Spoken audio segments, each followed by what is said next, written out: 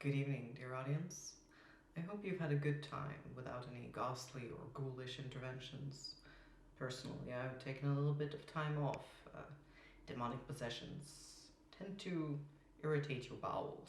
As things are, I was thinking we could enjoy some spooky stories together. All the fun and scares without any possibilities of a terrible death. I have 3 stories for you today from the subreddit Short Scary Stories. Let's get started. First story out is Please Follow Instructions Below by the Reddit user Beretta Vo. So, you've done it this time. There's a faceless, pale, spindly figure with razor-sharp teeth and an unholy grin stalking your dreams. Its bones crack and pop like a bottle of bubbly, and it's scuttling right at you like a bug on drugs. What do? Do you board up your windows and spend the last 10 minutes of your life posting what leads up to this moment on Reddit? Do you leave a vaguely cryptic warning for those who stumble across your mangled corpse via a confusing title? Of course not. You're gonna live to see another day. Here's a list of do's and don'ts to help you survive. 1. Most important rule: get outside. There is a much better chance of you escaping these things if you're not trapped in a box and waiting for them to knock down your door. Hunger drives them blind to the point where they won't realize you're gone until a few minutes later. That gives you time to prepare. 2. Don't use firearms.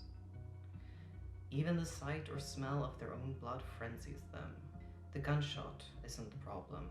It's the lingering scent of gunpowder on your clothes that they're after. If you must defend yourself, throw rocks at them.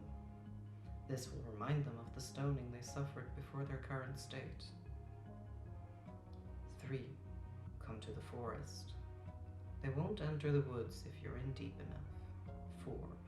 If you're near the sea, dive into the ocean and swim as far from the shore as you can without being carried off.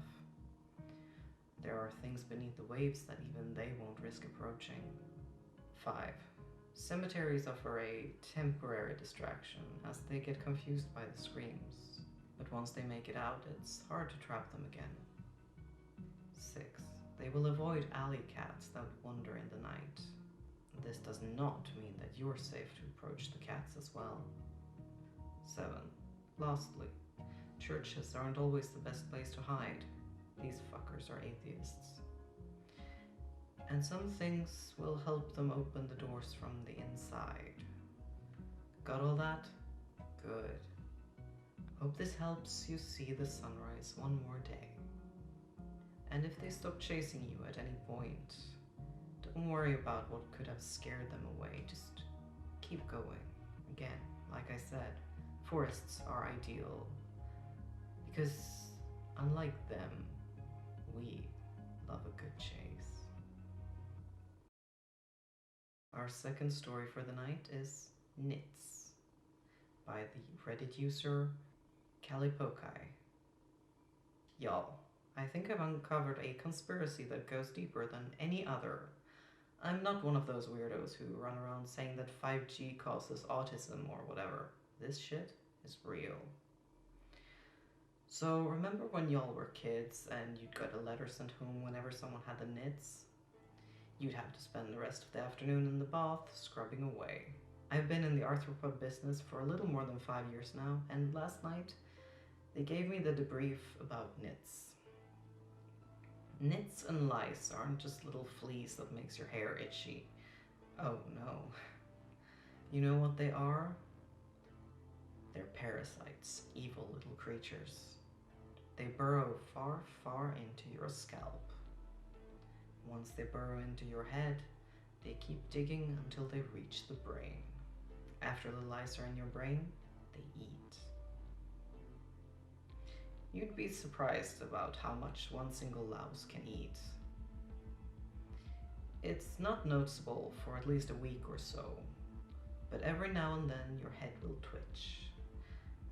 It picks up in pace after that week, when your head starts to get really itchy.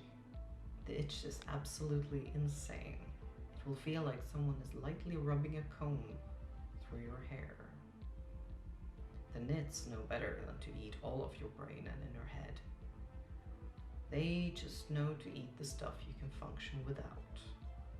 Basic numeracy and literary skills, emotive capacity, memories, anything that doesn't stop you from walking or moving will disappear. Once that's all done, you're effectively a husk of a person, a shell.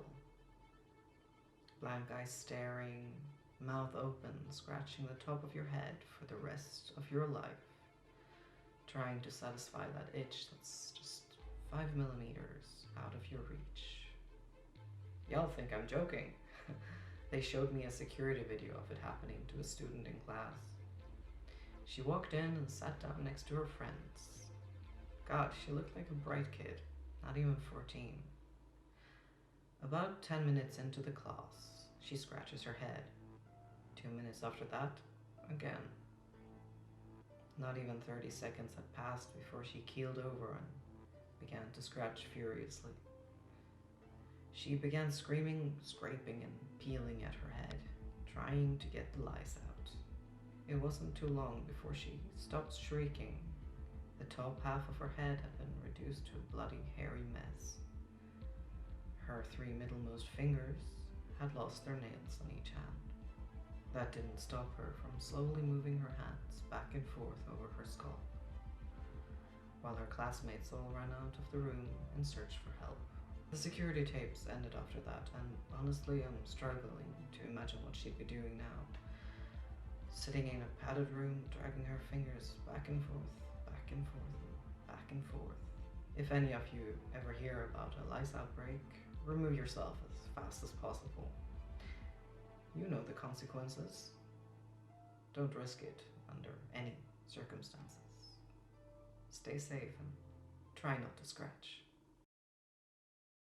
Our third and final story for the night is called Next Time, written by the Reddit user Anxious Creature. We've all had that fear of going up the stairs late at night, with the pitch black below us, not knowing what could leap out and get us. That feeling that compels us to move faster, get up those stairs into the safety of your bed as soon as possible. This is a fear that I've had since I was a child. A fear I finally decided to stand up to. Besides, I'm 20 now. It's time to get over these childish fears. For ages, I had finished whatever I was supposed to do in the kitchen, flicked off the light, and told myself that today was the day. Today, I would walk up those stairs at a normal pace, letting nothing deter me. The first few times, I barely made it out of the kitchen before the urge to sprint got the better of me. Up the stairs I bolted. Next time, I thought to myself. Then, the next few times, I managed the first few stairs, but still not the full way without panicking and running. Next time, I would always tell myself. Then the day finally came. I turned off the kitchen light. The dark enveloped me, almost like a metaphor for the fear that instantly took hold. But I stood my ground. I walked calmly to the stairs, my breath beginning to shake. My bare feet touched the soft carpet of the first step. Don't run, don't run, I pleaded with my instincts. Halfway up the stairs, breath shaking more, but I was going to do it. 2 steps to go, then it happened. I felt a hand around my ankle. I quickly kicked backwards to shake free from the mysterious grip, bolting to my bedroom and slamming the door, my breath heavy and my brow slick with sweat. Then I heard it. From the other side of the door, a low, raspy voice, uttering only 2 words.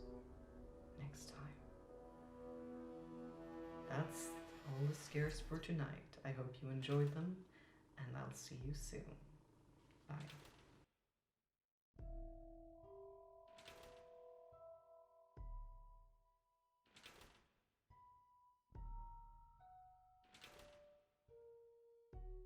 In the arthropod business.